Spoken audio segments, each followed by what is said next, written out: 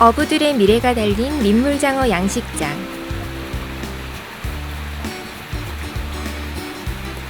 잠 못 이루는 밤, 야행성인 장어들이 한껏 뒤척이네요.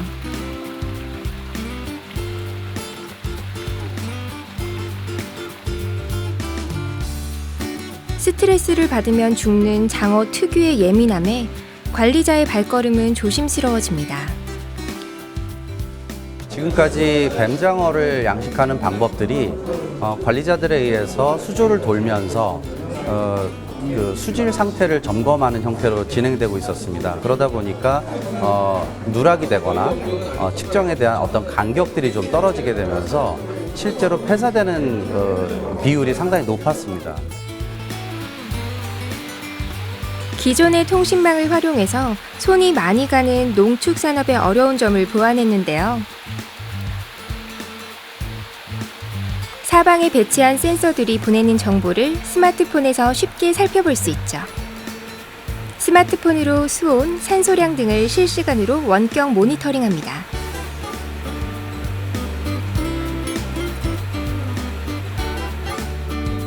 그런데 이것을 어떤 수조에다가 각각의 센서들을 설치하고 실시간으로 데이터들을 수집해가지고 항상 그 관리자들이 볼 수 있는 화면을 제공하고 유사시에 위험한 수질 상황이 되었을 때는 알람을 전송해서 즉각 조치할 수 있도록 해주는 그런 감시 시스템이라고 보실 수 있습니다. 민물장어 119 시스템은 대기업과 중소기업의 성공적인 협력 사례입니다. 이런 기술은 활용 가능성이 다양한데요. 가령 건물 내 새는 에너지를 지속적으로 감시하고 즉각적으로 통제할 수 있죠. 저비용과 고효율을 이끈 기술들의 기특한 만남입니다.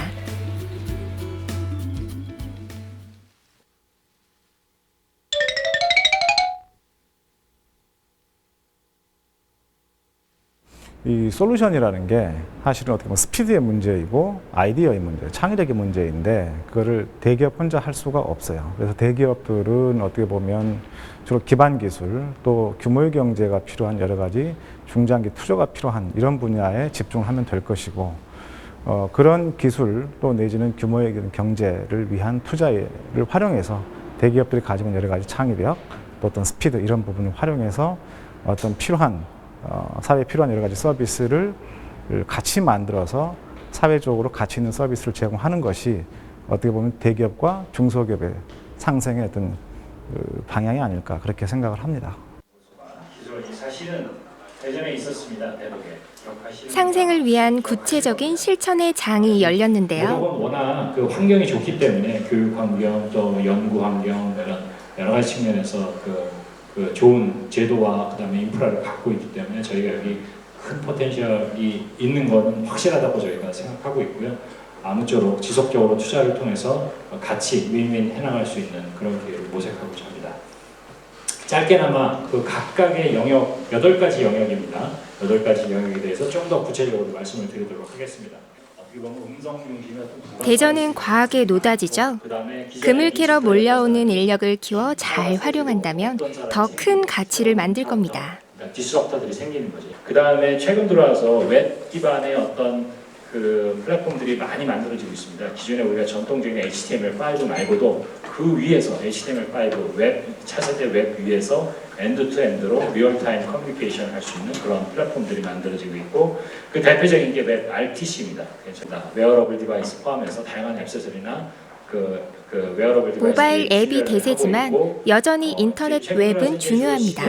워치형 폼팩터들 아니면 그거보다 조금 그러니까 웹은 어떻게 보면 웹 표준을 만드는 데는 많은 회사들이 공동 참여하다 보니 여러 사람들이 모여가지고 어떤 컨센서스를 이루는 형태로 가기 때문에 아무래도 기술 개발의 발전 속도는 조금 느려요. 반면에 이제 안드로이드나 모바일 플랫폼은 특정 회사가 특정 플랫폼을 만들어서 확산시키는 형태니까 훨씬 기술 개발할 때 좀 유리하죠. 그런 부분들이 있습니다. 그래서 서로 장단점이 분명하지만 소프트웨어 개발자 입장에서 봐서는 아마 양쪽을 다 접근하는 것이 훨씬 유리한 방법이라고 생각이 듭니다.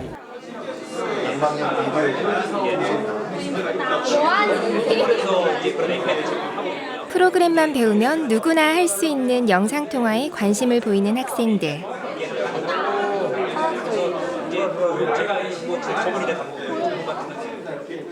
호기심 가득한 학생들의 질문이 이어지는데요. 개발을 배워야지만 이걸 할 수 있나요? 네, 여러분들 홈페이지 만들어 보신 적 있으시죠? 네. 이제 이거 이용하면 홈페이지 만드는 기술만으로도 쉽게, 이를테면 여러분들의 홈페이지에다가 간단한 홈페이지 기술만으로 영상통화 기능을 넣을 수가 있어요.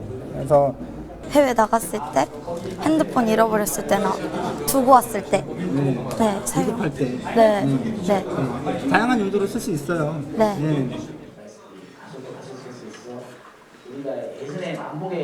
사물끼리 또는 사물과 사람이 통신하는 것을 사물 인터넷이라고 합니다. 기업 간의 사물 인터넷은 원격 검증 서비스가 대표적인데요. 수자원 공사에서 원격으로 수자원을 관리하고 한국전력공사도 원격으로 검침을 하고 있죠. 소비자와 기업 간의 사물 인터넷은 웨어러블 기기가 유명하죠. IoT는 이제 이름 그대로 인터넷 오브 띵즈입니다. 그리고 사물이라는 것이 인터넷의 네트워크에서 보여지기 위해서는 지금 인터넷 구조상 반드시 IP 주소를 갖고 있어야 됩니다. 지금 현재 IP 사용하고 있는 IP 버전 4는 이미 벌써 어드레스 스페이스가 고갈된 상태고요. 그래서 IP 버전 6로 갈 수밖에 없는 그런 상황이고, 특히 IoT 세상에서는 아까도 말씀드렸다시피 이제 2020년 정도에 뭐 100억 개 뭐 이렇게 얘기를 하고 있기 때문에 1000억 개 뭐 이렇게까지도 얘기를 하고 있거든요. 그걸 수용할 만한 거기에 각 모든 things의 IP 주소를 할당하려면 IPv6가 반드시 필연적이다 이렇게 말씀드릴 수 있겠고, 그 다음에 그런 IP 주소가 제대로 할당이 돼야만 한 방향이 아니라 양방향으로 서버 쪽에서 이 things 쪽으로 뭔가 액세스도 가능하고 푸시도 가능하다.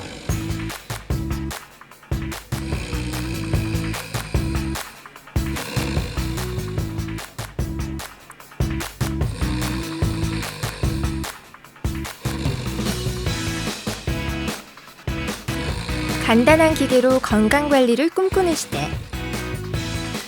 최근 가구 시장에서는 DIY, Do It Yourself라는 스스로 만드는 가구가 유행했는데요. 사물 인터넷 역시 소비자 맞춤형이 각광받겠죠. 그런데 쏟아지는 프로그램들이 컴퓨터와 휴대폰을 넘어 다른 기기와 연결하려면 공통의 언어가 필요하지 않을까요?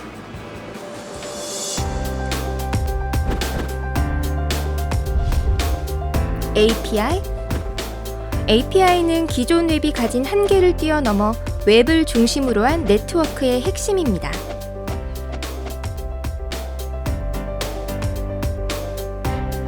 즉, 운영체제와 응용 프로그램 사이에 사용되는 표준화된 언어를 말합니다.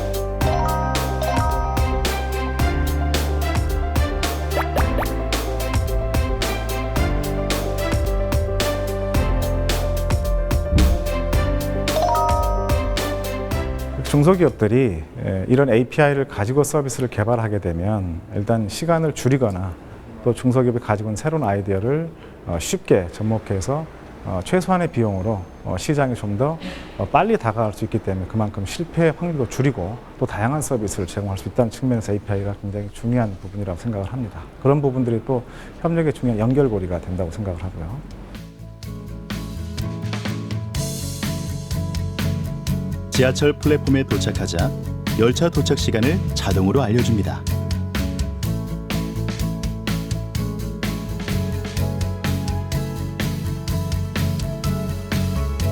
김미래님이 카페에 들어서는 순간 단골 고객임을 알립니다.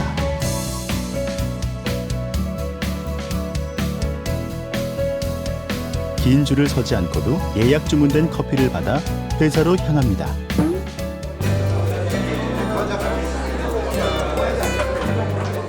가만히 있으면 기회는 오지 않는 법.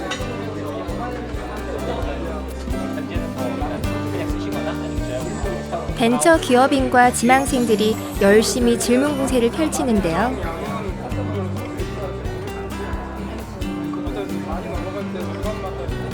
정보통신 기술은 유행어를 빌려 말하면 산업 전반을 들었다 놨다 합니다.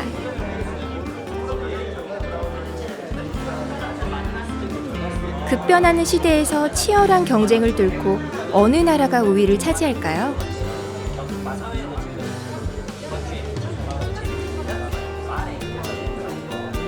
노하우가 있는 대기업이 견인차 역할을 하고 창조적인 중소기업이 활발히 아이디어를 내는 곳.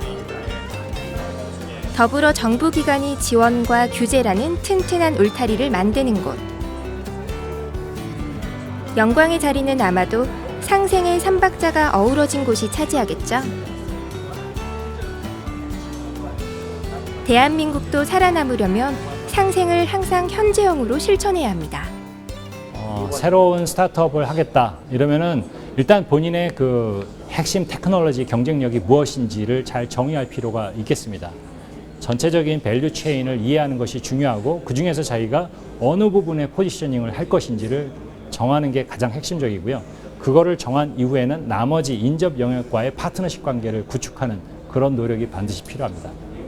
대부분 그 기술을 가진 사람들이 창업을 하거나 또는 초기에 시제품을 만드는 것은 가능합니다. 근데 그것이 이제 시장에 나가서 고객들에게 판매가 되고 또 고객들의 의견을 다시 또 반영을 시키고 좀 더 나가면 이제 글로벌로 나가야 되는 세계 시장으로 나가야 됐을 때 사실 그 작은 벤처 기업이 혼자의 힘으로는 어렵기 때문에 대기업이 이미 갖춰놓은 그런 그 역량과 그런 능력을 가지고 힘이 합쳐질 때 빠른 시간 내에 성과가 날 수 있을 거라고 생각하고 있습니다.